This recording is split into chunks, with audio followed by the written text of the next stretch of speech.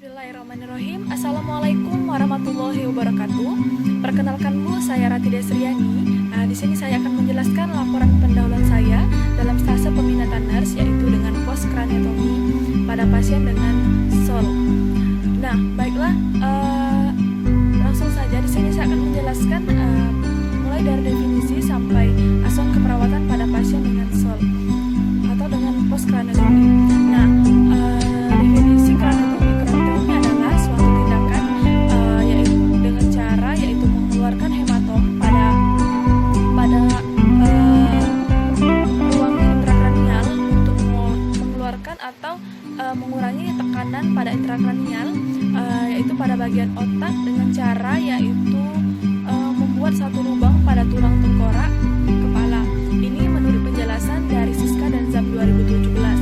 Nah, sedangkan etologi dari dilakukannya craniotomy, nah ini pada pasien dengan space occupying lesion. Nah, etologi dari SOL ini yang pertama ada riwayat trauma kepala, kemudian ada faktor genetik, kemudian adanya paparan zat kimia yang bersifat karsiogenik, kemudian adanya virus-virus tertentu, kemudian adanya defisiensi imunologi dan adanya kongenital. Nah, selanjutnya saya akan menjelaskan yaitu anatomi fisiologi dari otak. Nah, anatomi dari otak ini. Nah, otak ini sendiri yaitu bertanggung jawab dalam mengurus organ lain dan jaringan yang terdapat pada kepala. Nah, otak sendiri itu terdiri dari otak besar atau cerebrum, kemudian otak kecil yaitu cerebellum, dan batang otak yaitu truncus cerebri. Kemudian saya akan menjelaskan bagian-bagian dari otak besar atau cerebrum. Yang pertama ada lobus frontal, kemudian temporal, kemudian parietal, dan occipital. Kemudian yang kedua itu batang otak. Nah, batang otak ini terdapat atau terletak pada fossa anterior. Nah, kemudian yaitu cerebrum. Nah, cerebrum ini terletak di antara fossa posterior dan terpisah dari hemisfer cerebral. Nah, kemudian tujuan tersendiri dari dilakukannya craniotomy ini yaitu untuk membuka tulang tengkorak dan untuk memperbaiki adanya gangguan yang terjadi pada otak. Nah, pada pelaksanaan yang dilakukan di ruang intensive unit yaitu dimulai dari penilaian ulang jalan napas, kemudian monitor adanya tanda-tanda vital, kemudian pemasangan alat monitor, pelaksanaan cairan, kemudian pelaksanaan yaitu dengan nutrisi, kemudian monitor ada temperatur badan. Baiklah, selanjutnya anatomi fisiologi. Baiklah, selanjutnya saya akan menjelaskan patofisiologi dari craniotomy atau pada kasus yaitu SOL. Pada fase awal ini biasanya ditandai dengan edema lokal. Nah, edema lokal ini akan berpengaruh pada hiperemia, kemudian infiltrasi leukosit dan melunaknya parenkim trombosis. Nah, terjadinya hal tersebut ialah terganggunya pada sistem neurologis. Nah, gejala terjadi beruntun, misalnya adanya tekanan intrakranial pada gangguan vokal terjadi apabila penekanan pada jaringan otak dan infiltrasi langsung pada parenkim otak. Nah, kemudian peningkatan intrakranial tersebut dapat diakibatkan oleh beberapa faktor, diantaranya yaitu pertamanya masa pada tengkorak, kemudian terbentuknya edem di sekitar terjadinya gangguan atau tumor, dan perubahan sirkulasi cerebrospinal. Nah, pertumbuhan tumor akan menyebabkan bertambahnya massa karena tumor akan mengambil ruang yang relatif di ruang di tengkorak yang kaku. Kemudian mekanisme kompensasi ini terjadi ialah bekerja secara menurunkan volume tekanan intrakranial, kemudian volume cairan cerebrospinal. Nah, kemudian kandungan cairan intrasel dan dapat mengurangi sel-sel parenkim. Baiklah, selanjutnya saya akan menjelaskan pathway dari craniotomy. Baiklah, terjadinya atau sudah dilakukannya pembedahan craniotomy atau post craniotomy akan menyebabkan 3 bagian atau fase, yaitu yang pertama adalah prosedur yang pembedahan invasif, kemudian kemudian pendarahan otak dan prosedur anestesi. Nah, baiklah, dari fase atau ada 3 bagian dari setelah dilakukannya atau pos dari kraniotomi ini. Yang pertama ada prosedur operasi invasif. Nah, prosedur operasi invasif ini dapat mengakibatkan yaitu adanya luka insisi yang memburuk atau stimulasi nyeri. Nah, stimulasi nyeri ini dapat mengaktifasi reseptor nyeri. Nah, dari reseptor nyeri ini dapat melakukan yaitu melalui sistem dari endokrin, kemudian adanya rangsangan dari talamus, kemudian akan menyebabkan munculnya sensasi nyeri dan akan terjadi yaitu gangguan masalah keperawatan, yaitu gangguan rasa nyaman atau nyeri akut. Kemudian adanya pendarahan otak. Nah, pendarahan otak ini dapat menyebabkan kerusakan neuromuskular. Nah, neuromuskular ini terjadinya yaitu paralisis. Nah, terjadinya paralisis tersebut dapat mengakibatkan yaitu kelemahan pergerakan. Nah, kelemahan pergerakan tersebut munculnya adanya hambatan mobilitas fisik. Nah, pendarahan otak juga dapat menurunkan aliran darah ke otak. Nah, dalam darah ke otak ini akan menyebabkan penurunan oksigen atau suplai oksigen ke otak, yang akan mengakibatkan terjadinya hipoksia jaringan, kemudian adanya penurunan kerja otot pernapasan dan ketidakadekuatan suplai oksigen. Kemudian akan terjadinya yaitu masalah keperawatan, ketidakefektifan pola napas. Nah, dari prosedur anestesi ini akan beberapa waktu selang dari anestesi akan mengakibatkan penurunan suplai oksigen yang menurun pada otak. Nah, suplai oksigen yang menurun ini akan mengakibatkan yaitu gangguan metabolisme. Nah, gangguan metabolisme ini akan mengaktifasi atau akan terjadinya peningkatan asam laktat. Nah, asam laktat ini dapat mengakibatkan edema pada otak.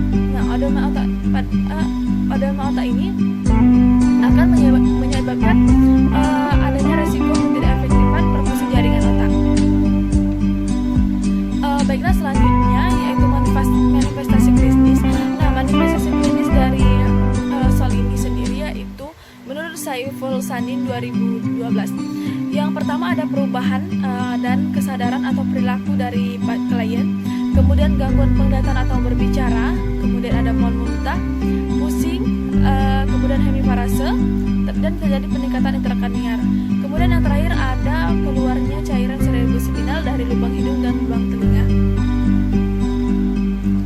Yang selanjutnya ada pemeriksaan penunjang. Nah, pemeriksaan penunjang yang dapat kita lakukan pada pasien dengan SOL ini yang pertama yaitu dengan CT scan. Nah, CT scan ini digunakan untuk mengidentifikasi adanya hemorraging, kemudian menentukan adanya SOL dan ventrikuler dan pergeseran jaringan otak. Nah, kemudian ada MRI. MRI ini ialah pemeriksaan dengan teknik mengambil gambar dental organ yang berbagai sudut yaitu menggunakan medan magnet. Nah, biasanya MRI digunakan pada kraniotomi untuk menunjukkan pada bagian yang akan dilakukan operasi. Kemudian anginopati atau cerebral. Nah, tujuannya ini untuk menunjukkan kelainan sirkulasi cerebral seperti pergeseran jaringan otak akibat edema, pendarahan, dan trauma.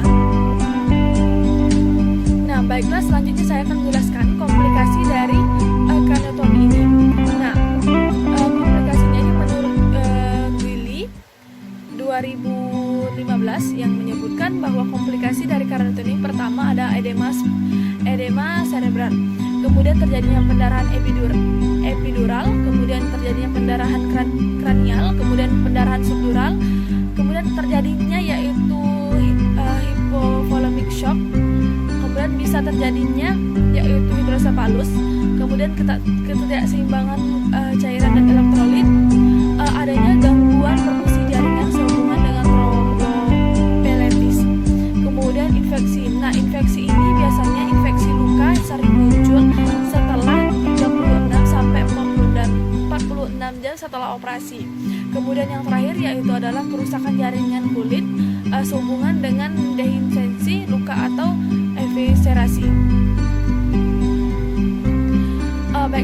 selanjutnya yaitu penata laksanaan. Nah, penata laksanaan ini biasanya dilakukan di ruangan intensive care unit atau ICU. Nah, yang pertama yaitu mengurangi komplikasi akibat pembedahan. Nah, selanjutnya yaitu dengan mempercepat kesembuhan. Nah, biasanya penata laksanaan atau terapi obat yang diberikan yaitu pertama ada dexamethasone. Adalah sebagai obat pengobatan untuk 32 antiedema cerebral. Nah, dosis sesuai dengan berat atau ringannya trauma. Kemudian terapi hiperventilasi yaitu pada trauma berat. Kemudian ada pemberian analgetik, kemudian pemberian antiedema atau larutan hipertonis, kemudian antibiotik. Nah, selanjutnya yaitu perawatan pasca pembedahan. Nah, perawatan pasca pembedahan ini biasanya yaitu dilakukan tindakan perawatan post operasi. Nah, post operasi ini diantaranya yaitu dilakukan di ruangan intensive care unit. Yang pertama yaitu monitor kesadaran. Nah, monitor kesadaran ini mulai dari tanda-tanda vital, kemudian intake dan outputnya juga. Kemudian observasi, catatan sifat drain.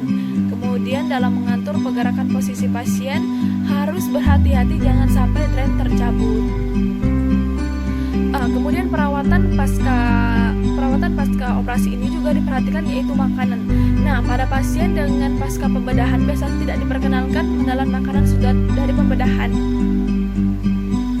Nah, selanjutnya yaitu mobilisasi. Nah, biasanya pasien diposisikan berbaring di tempat tidur agar keadaan stabil. Kemudian biasanya posisi awal yaitu pada posisi terlentang. Nah, selanjutnya yaitu pembunuhan kebutuhan eliminasi mulai dari sistem perkemihan, sistem gastrointestinal, kemudian pada sistem gastrointestinal ini dilakukan yaitu monitor adanya mual muntah setelah dilakukan pembedahan, kemudian kaji fungsi gastrointestinal, kaji peristaltik ileus, kemudian jumlah warna, ileusasi NGT, kemudian peningkatan istirahat yang cukup. Nah, selanjutnya yaitu pengkajian keperawatan pada pasien dengan musculoskeletal ini dilakukan di ruang intensive care unit. Nah, mulai dari identitas pasien, kemudian riwayat kesehatan, yaitu ada data primer, mulai dari airway, breathing, circulation, disability dan exposure. Kemudian ada pengkajian sekunder mulai dari tanda-tanda vital, kemudian pengkajian fisik yaitu dari head to toe. Kemudian ada pola eliminasi, tingkat kesadaran dan tingkat ketergantungan serta status nutrisi dan cairan klien. Nah, selanjutnya yaitu ada diagnosa keperawatan yang mungkin muncul pada pasien dengan SOL atau kemungkinan ada 5 dosa, mungkin juga lebih. Didapatkan 5 diagnosa. Yang pertama adalah gangguan rasa nyaman nyeri berhubungan dengan agak cedera fisik, kemudian risiko ketidakefektifan pada perfusi jaringan otak, kemudian ada risiko infeksi, kemudian ketidakefektifan pola napas berhubungan dengan gangguan neurologis, dan yang terakhir yaitu hambatan mobilitas fisik yaitu berhubungan dengan penurunan kekuatan otot. Nah, pada rencana asuhan keperawatan yaitu dengan risiko ketidakefektifan perfusi jaringan otak berhubungan dengan ini yaitu dengan faktor risiko. Yang pertama yaitu adanya tumor otak, kemudian trauma kepala, fibrilasi atrium, stenosis karotid dan plasma otak, kemudian baru terjadi infark miokardium dan sindrom sickness. Nah, tujuan dilakukan tindakan keperawatan ini yaitu setelah dilakukan tindakan keperawatan selama 3x24 jam diharapkan risiko ketidakefektifan perfusi jaringan otak ini dapat berkurang dengan ditandai dengan beberapa hasil, yaitu yang pertama tekanan di intrakarnial dengan awal 3 tujuan dengan 5, kemudian penurunan tingkat kesadaran dari 3 tujuan 5, kemudian refleks saraf terganggu. Nah, pada intervensi yang dilakukan yaitu pertama monitor tingkat kesadaran. Nah, monitor tingkat kesadaran ini mulai dari monitor tanda-tanda vital yaitu dari suhu, tekanan darah, kemudian denyut nadi dan pernapasan.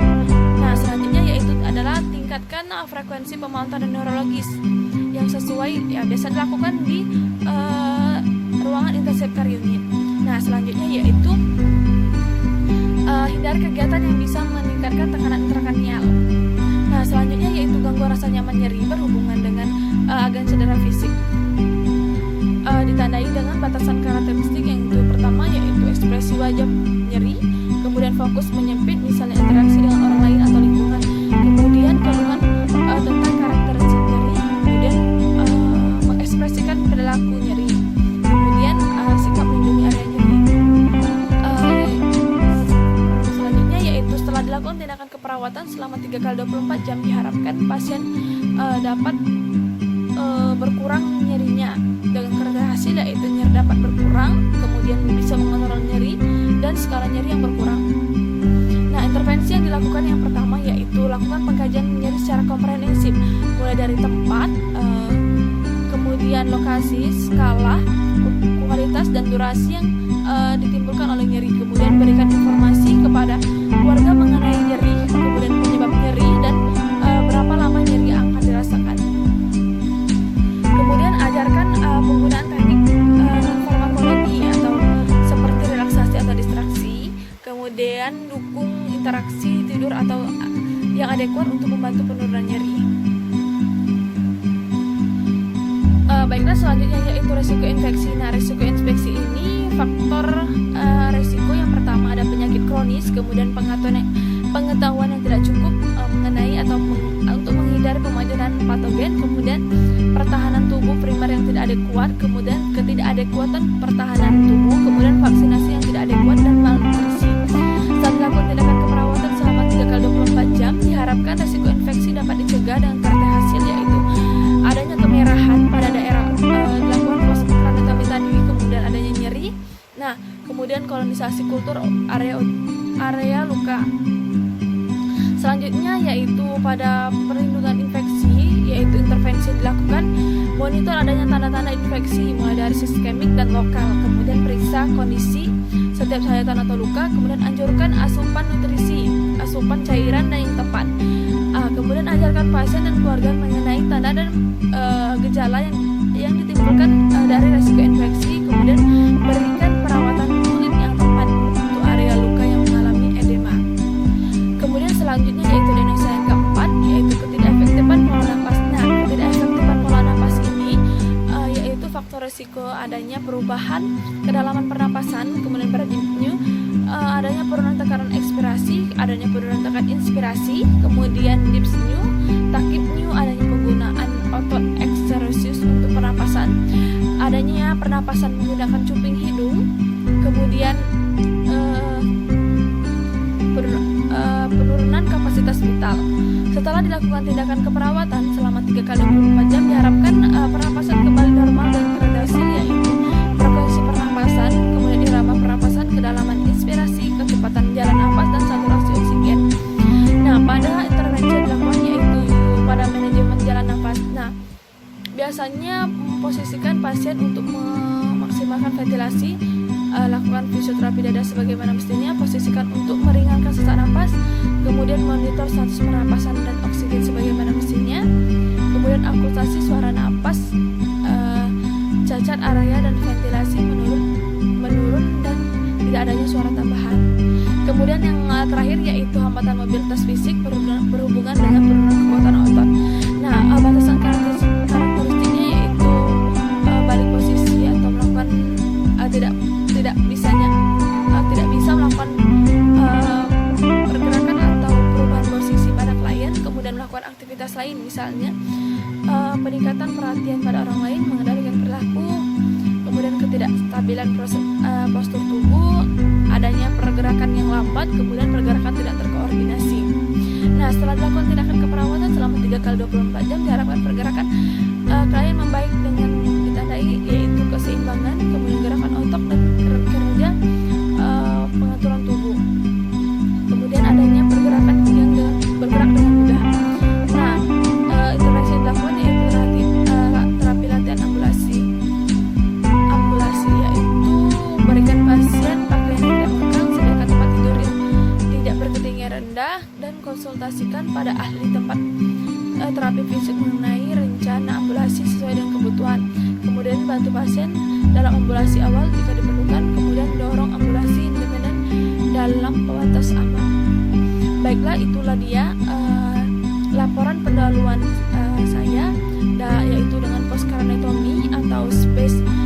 hypovascularization. Terima kasih.